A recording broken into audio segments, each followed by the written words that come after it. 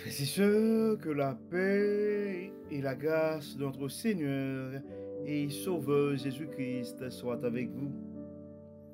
Ici AWH Redemption Ministries pour notre méditation du dimanche 25 février 2024. Toujours dans la mission de vous accompagner dimanche après dimanche, semaine après semaine, mois après mois, sur le chemin du royaume de Dieu. Car l'essentiel, frères et sœurs, est dans le royaume de Dieu. La force est en Dieu. La prospérité est en Dieu. L'abondance est en Dieu. La justice, la protection est en Dieu. Le pardon de nos péchés, la délivrance est en Dieu. C'est pourquoi, frères et sœurs, nous devons continuer à chercher premièrement le royaume de Dieu et sa justice. Et toutes les autres choses nous seront données en plus. Oui, nous devons chercher le royaume premièrement, le royaume de Dieu et sa justice. Nous bénissons le nom du Seigneur, frères et sœurs. Nous bénissons le nom du grand Dieu Jéhovah, le Dieu de toute bonté. Parce que, encore une fois, ce matin, il nous expose à sa parole. Encore une fois, ce matin, à travers cette méditation, il veut nous enseigner. Il veut nous accompagner, nous instruire afin que nous puissions continuer et avancer dans notre parcours sur le chemin du royaume. Donc, ce matin, qui en principe est le dernier dimanche du mois de février, donc, la méditation de ce matin doit mettre un terme à la deuxième série sur le mystère de la rédemption. En fait, l'année de 2024 est décrétée l'année de la bonté de Dieu à AWH Redemption Ministries.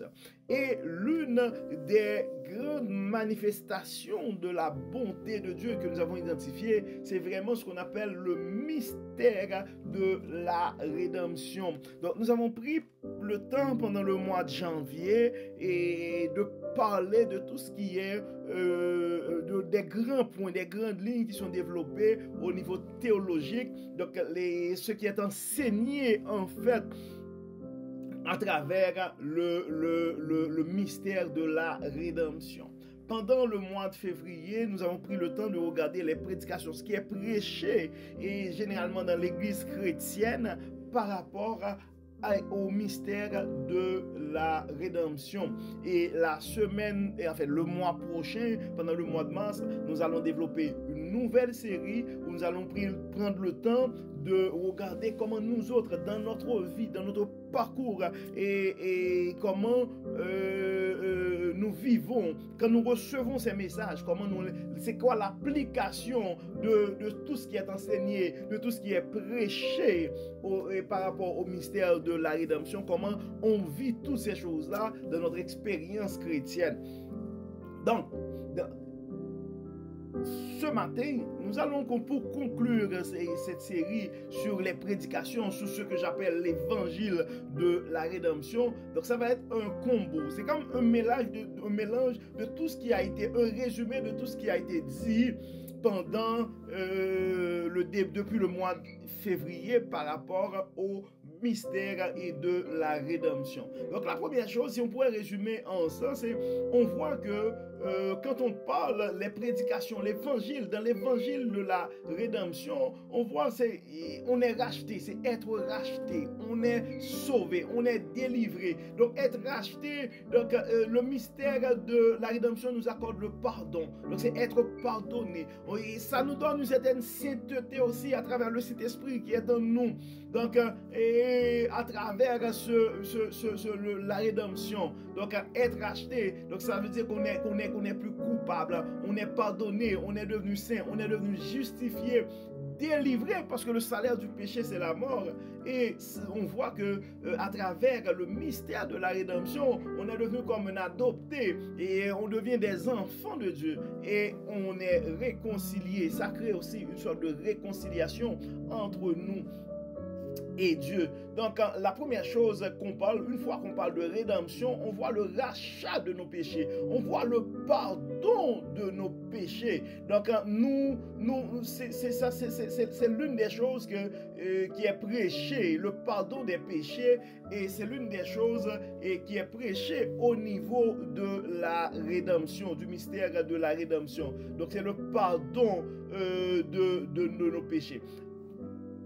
Et dans le pardon de nos péchés, et le texte qu'on regarde, c'est particulièrement Éphésiens, chapitre 1er, verset 7, qui dit « En lui, nous avons la rédemption par son sang, la rémission des péchés selon la richesse de sa grâce. » Donc, le sacrifice de la croix, la venue de Jésus-Christ nous accorde le pardon pour nos péchés, car nous sommes tous pécheurs. Mais si on regarde plus, il y a une des choses qui est prêchée aussi, donc, on avait vu ça, c'était en principe la première partie. Donc, nous avons vu que nous avons tous besoin d'un plan de rédemption parce qu'en réalité, nous sommes tous pécheurs. Donc, ça, c'est vraiment quelque chose, c'est vraiment un aspect très important au niveau de tout ce qui est prêché dans l'Église chrétienne. Donc, particulièrement Romains 3, c'est la base de certaines doctrines et chrétiennes. Donc, nous sommes Romains 3, verset 23. Donc, notre condition en tant qu'homme est marquée par le péché. Donc, car tous sont péchés et sont privés de la gloire de Dieu. C'est ce qu'on voit en Romains 3, verset 23. Et en Éphésiens 2, verset 8, on voit ça aussi. C'est par la grâce que vous êtes sauvés, par le moyen de la foi. Et cela ne vient pas de nous, c'est un don gratuit de Dieu. Donc c'est un don gratuit de Dieu. Donc la rédemption, c'est un don gratuit de Dieu. Le rachat de nos péchés, c'est un don gratuit de Dieu. C'est pourquoi, nous allons voir ça plus en détail la semaine prochaine, c'est pourquoi nous devons être reconnaissants. Parce qu'en tant que pécheurs, donc le salaire du péché, c'est la mort. Donc nous méritons la mort. Donc c'est la mort. Nous avons droit à la mort. Donc c'est pourquoi on parle souvent de la rédemption. Donc en lui, nous avons la rédemption par son sang, la rémission de son péché selon la richesse de sa grâce. Donc c'est une grâce de Dieu et la rédemption. Donc et ça nous a justifié aussi parce que, et je n'arrête pas de le dire, à travers le péché et à travers l'erreur d'Adam, et donc nous avons tous hérité et la nature pécheresse de cet événement-là. Donc c'est pourquoi en Romains 5, verset 17, l'apôtre Paul parle de cette manière-là pour dire c'est par l'offense d'un seul.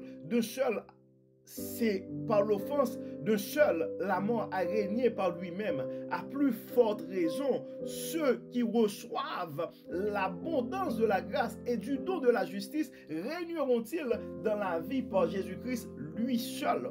Donc, et on voit que nous, on est justifiés. Et donc, ce qui est prêché, c'est une certaine justification par la rédemption, par le mystère, par le sacrifice de la croix aussi. Ça, c'est un aspect de là, et ça c'est un aspect important de ce qui est prêché dans l'église chrétienne par rapport à la rédemption.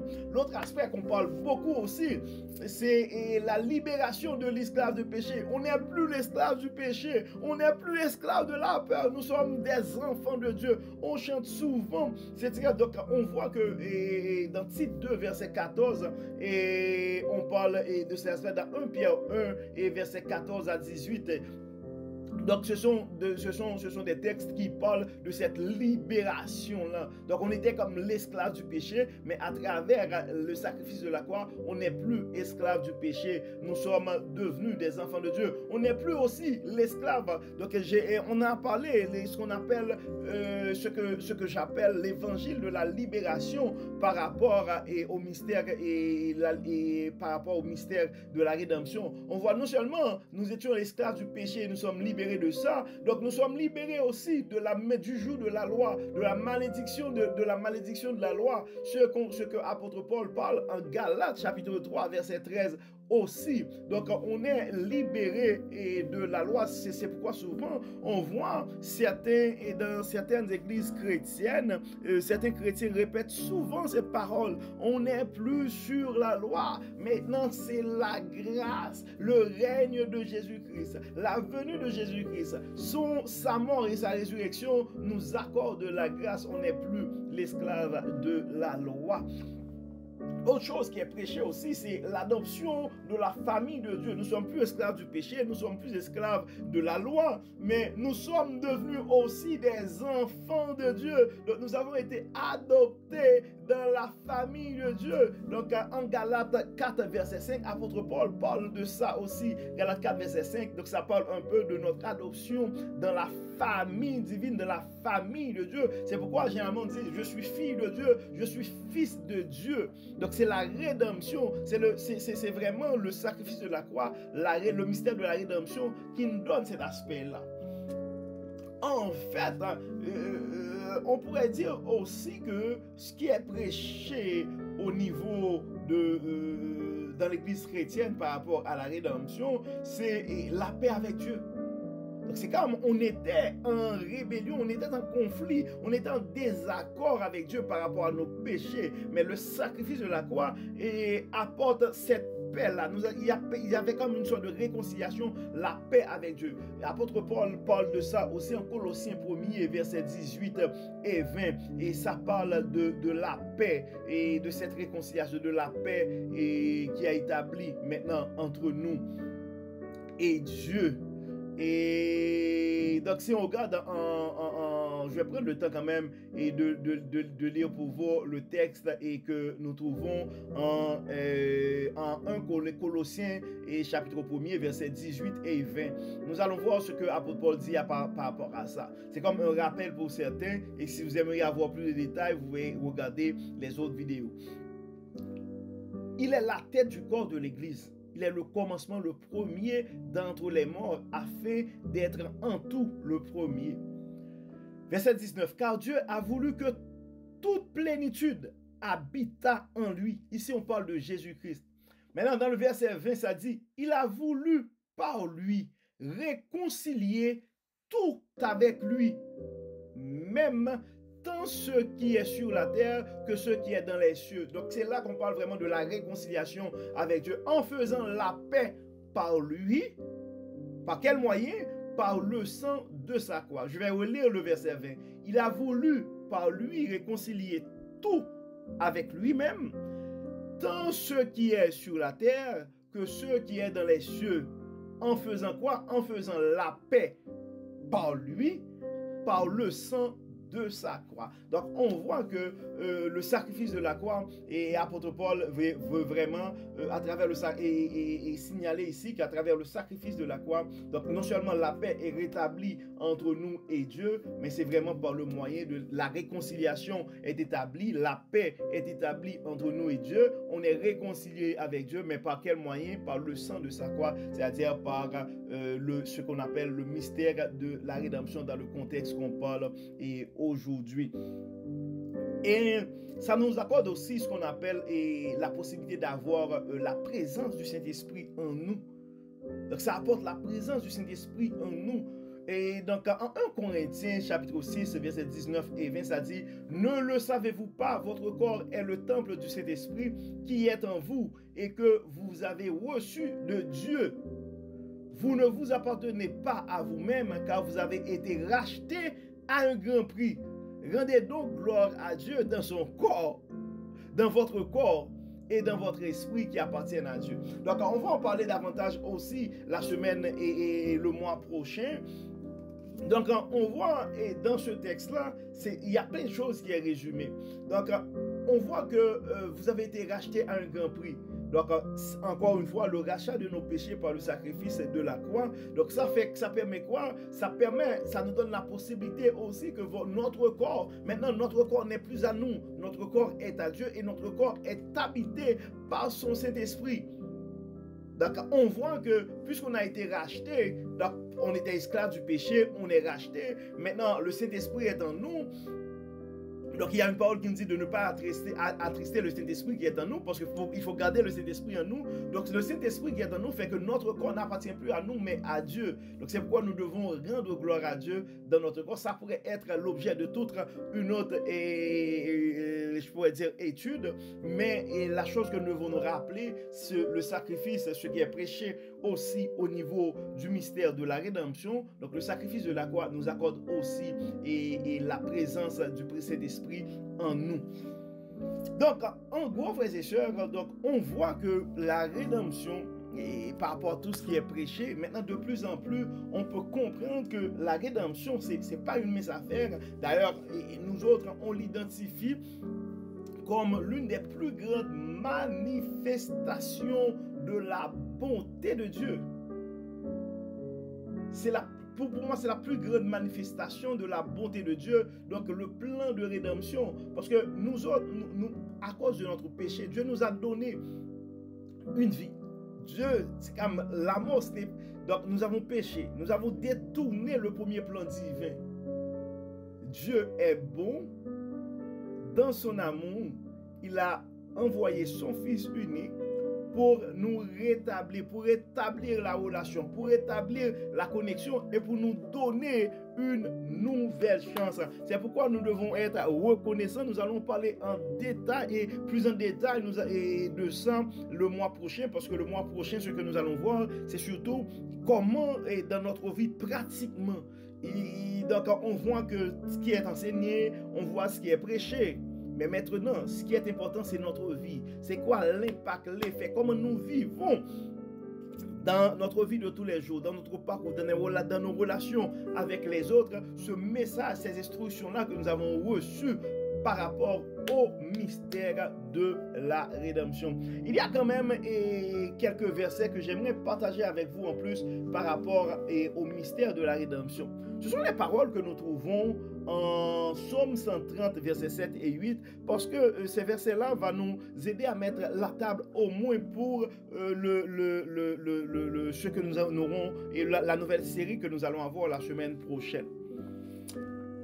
En Psaume 130, en réalité, quand vous avez le temps, vous pouvez prendre le temps de lire le psaume 30 au complet. Et c'est un psaume particulièrement, nous avons des frères et sœurs qui vivent des situations difficiles. Et quand tu es au fond de la détresse, donc c'est un psaume et généralement que tu peux... Ok, je ne sais pas, j'ai un appel, probablement il y a quelqu'un qui devrait entendre les paroles de ce psaume et l'adopter pour sa vie.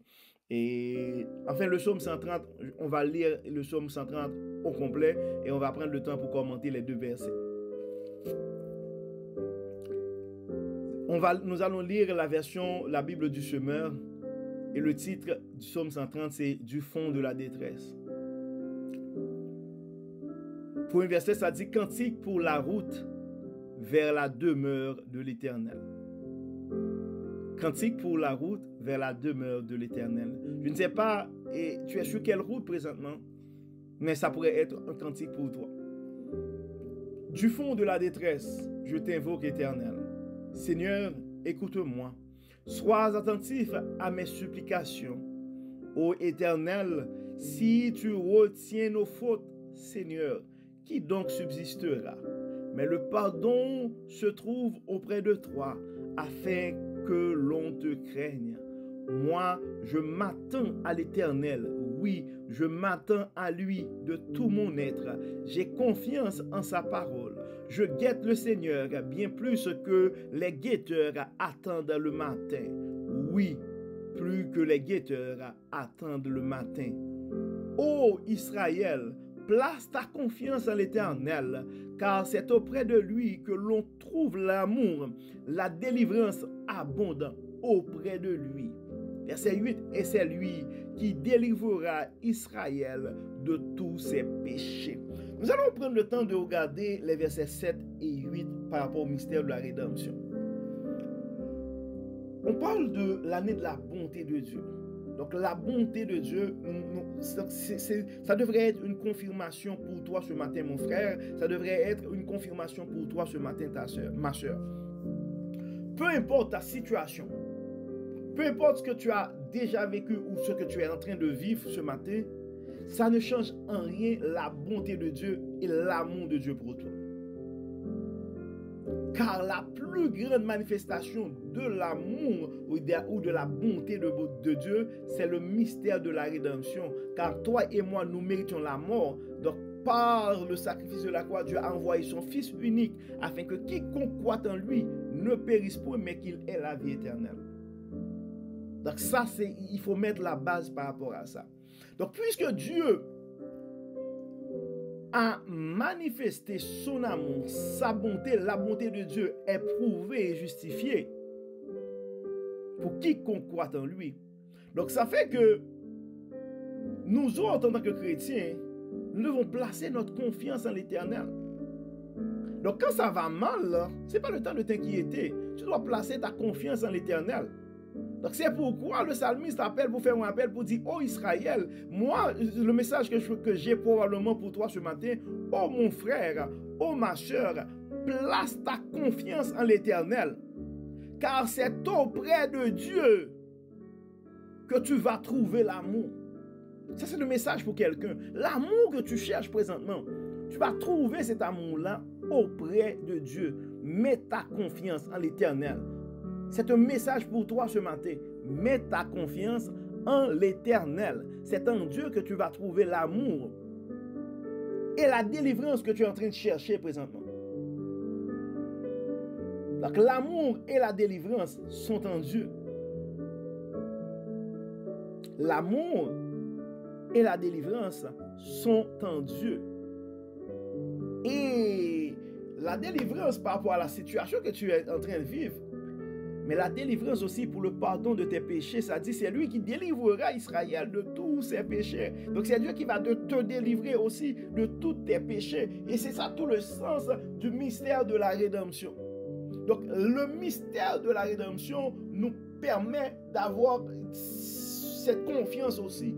Peu importe les événements, peu importe les circonstances, nous allons placer notre confiance en Dieu parce qu'on sait, on a la conviction que ce Dieu-là, c'est un bon Dieu. Il y a un petit texte que nous trouvons en Luc 2, verset 38. En fait, si on regarde Luc 2, et à partir du verset 21, du verset 21 au verset 40, parle de la présentation de Jésus présenté au temple. Mais il y a quelque chose, pour moi, ce n'est pas un détail, c'est très important. Le verset 38. Elle arriva, elle aussi, au même moment. Elle louait Dieu et parlait de l'enfant à tous ceux qui attendaient que Dieu délivre Israël, que Dieu délivre Jérusalem. Donc, pour comprendre, ça c'est vraiment important. En Luc 2 et verset 38. Jésus devrait être présenté au temple. Donc, on a pris le temps parce qu'on attendait la délivrance. OK? Donc, elle louait Dieu et parlait de l'enfant à tous ceux qui attendaient que Dieu délivre Israël. Délivre Jérusalem. Donc, en cet enfant, donc la naissance de cet enfant bébé, la liaison est déjà faite avec la délivrance de Jérusalem. D'où le terme, donc, le mystère de la rédemption. C'est pourquoi dans l'église catholique, et particulièrement dans certaines églises, on regarde surtout le sacrifice de la croix, mais dans l'église catholique particulièrement, donc, le mystère de la rédemption est lié à toute la vie. C'est la venue de Jésus-Christ jusqu'à sa mort. C'est vraiment considéré. Donc, je voulais attirer l'attention par rapport à ça. Donc, ce Jésus, donc, depuis sa naissance, même avant sa naissance, son nom, sa présence est liée à la délivrance. Donc, ne cherche pas ta délivrance ailleurs. Nous allons en parler davantage le mois prochain. Mais je ne sais pas pourquoi, j'avais comme un flash. Hein, donc, et probablement c'est un message pour quelqu'un. Ne cherche pas ta délivrance ailleurs. le mystère de la rédemption, tout le secret est là. Donc l'année de la bonté de Dieu va aller chercher la bonté. C'est ça, va aller chercher ta délivrance dans la bonté de Dieu. Va chercher ta délivrance dans la bonté de Dieu. Pas ailleurs, c'est la bonté de Dieu. La bonté de Dieu, mon frère, la bonté de Dieu, ma soeur, pas ailleurs. La bonté de Dieu, mon frère, la bonté de Dieu, ma soeur, pas ailleurs. Ta délivrance, la bonté de Dieu, mon frère, la bonté de Dieu, ma soeur. Ta délivrance, la bonté de Dieu, mon frère, la bonté de Dieu, ma soeur. Et le dernier verset que je vais partager avec vous, c'est un texte que nous trouvons en Actes, chapitre 20 et verset 28. Ça dit, veillez donc sur vous-même et sur tout le troupeau de l'Église que le Saint-Esprit a confié à votre garde, comme le berger le fait de son troupeau. Prenez soin de l'Église de Dieu qu'il s'est acquise par son sacrifice. Toi qui es dans le ministère ce matin, mon frère, toi qui es dans le ministère, ma soeur, donc ce troupeau qui a été confié, l'âme de ses frères et sœurs qui est sous ta responsabilité, eh ben, ça a un prix.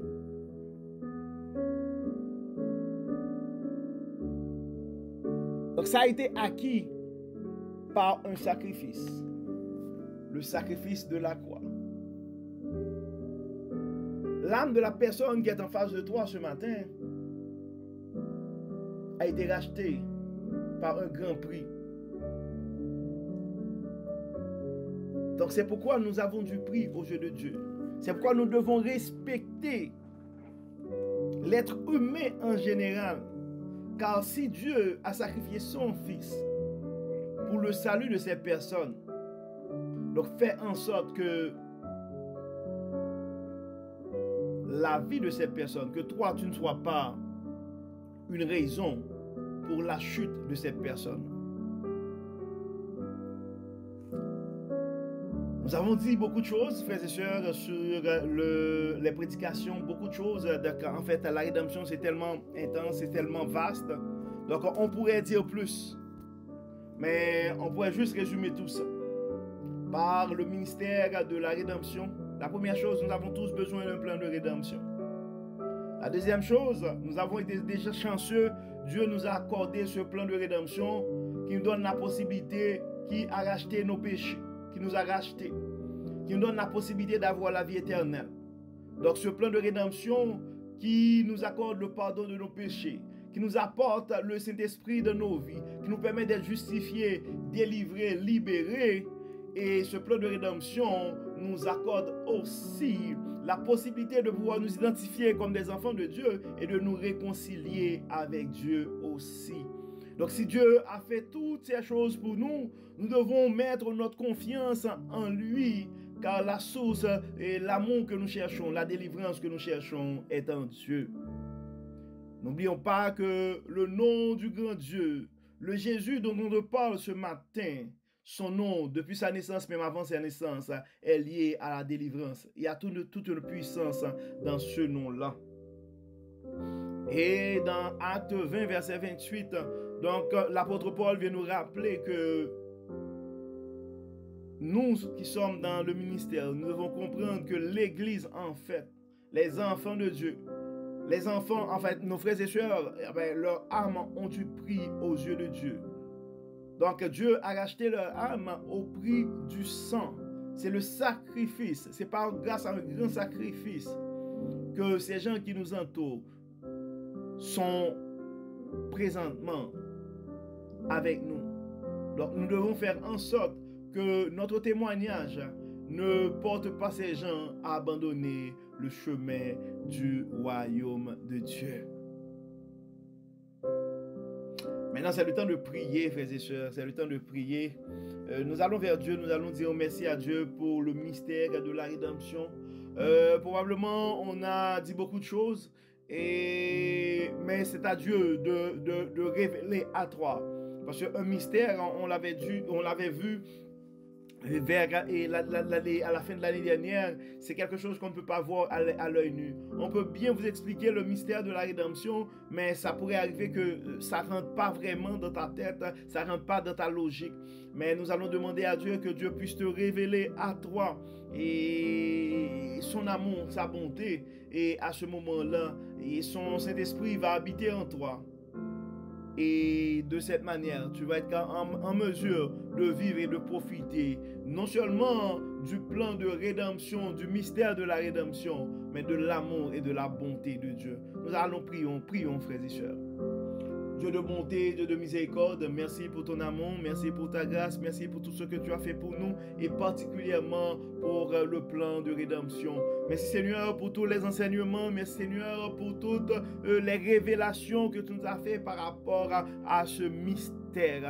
Dieu clément, Dieu de bonté, toi qui as le pouvoir sur l'esprit humain, nous te demandons Seigneur, permets que ces paroles puissent pénétrer des cœurs, permets Seigneur que tu puisses te révéler à nos frères et sœurs qui écoutent ces paroles et afin que leur vie, leur parcours sur le chemin du royaume et soit la preuve que ta bonté se renouvelle à chaque matin. Donne la preuve que tu es vraiment le Dieu de toute bonté, le Dieu de toute intelligence, le Dieu de toute délivrance, le Dieu de l'abondance, le Dieu de la sagesse et le Dieu de l'espoir.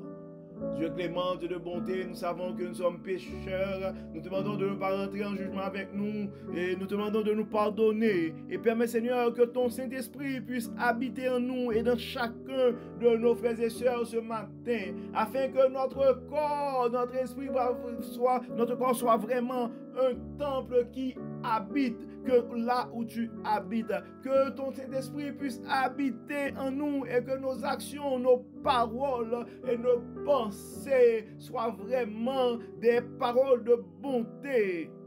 Permets Seigneur que ta bonté soit flagrante dans nos vies. Permets Seigneur que tout ce qui est enseigné, tout ce qui est prêché par rapport au mystère de la rédemption, nous puissions les mettre en pratique et vivre une vie qui soit agréable à toi. À nos frères et sœurs qui sont malades, qui cherchent une délivrance ce matin, nous donnons Seigneur, le Dieu de toute délivrance, de dire un mot pour ces frères et sœurs. Révèle ta puissance, ta bonté, ton amour à ces gens qui ont encore le doute, Dieu de bonté. Touche à ceux, Seigneur, qui ont abandonné le chemin du royaume. Comme tu l'as fait pour l'enfant prodigue, Seigneur, touche le cœur, touche des cœurs, Seigneur. Touche des cœurs, Seigneur. Touche des âmes, Seigneur. Permets que ces paroles puissent toucher des âmes. Et nous puissions avoir des enfants de ton royaume qui vont reprendre leur chemin, leur parcours sur le chemin du royaume. Révèle la puissance du mystère de la rédemption à ceux et à celles qui nous écoutent ce matin. Pardonne Seigneur, délivre Seigneur, fortifie Seigneur, et que tout soit fait pour la gloire de ton nom, au nom de Jésus. Amen. Amen. Frères et sœurs, nous arrivons au terme de notre méditation de ce matin. Nous espérons que votre âme a été bénie. Et d'ici là, nous vous souhaitons un très bon dimanche et une excellente semaine sous le regard du Dieu Tout-Puissant. Que le Seigneur nous pardonne, que le Seigneur nous éclaire et qu'il nous accorde son Saint-Esprit. Au nom de Jésus. Amen. Amen. Encore une fois, bon dimanche et frères et sœurs, bonne fin de mois de février sous le regard du Dieu Tout-Puissant. Et continuons de partager le message de la parole de Dieu à ses enfants bien-aimés, car on ne sait jamais ce que la parole de Dieu puisse faire dans la vie de l'un de ses enfants. Et on se donne rendez-vous demain pour notre dévotion matinale. Encore une fois, bon dimanche et à demain. Bye bye. Bye bye.